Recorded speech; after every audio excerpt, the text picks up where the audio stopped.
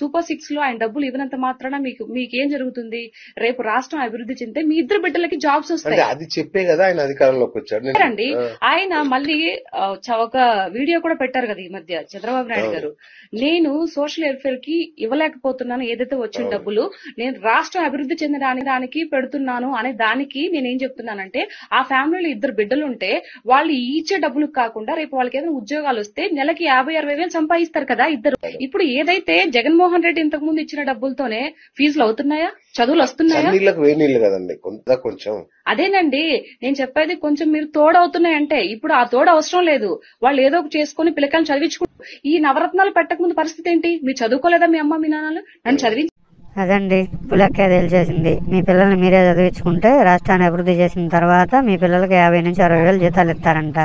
మా డబ్బులు మాకే పంచుతున్నాడు, సోమరపోతుల్ని చేస్తున్నాడు, అభివృద్ధే లేదన్నాళ్ళు ముఖ చిత్రం ఏమిటో ఇప్పుడు.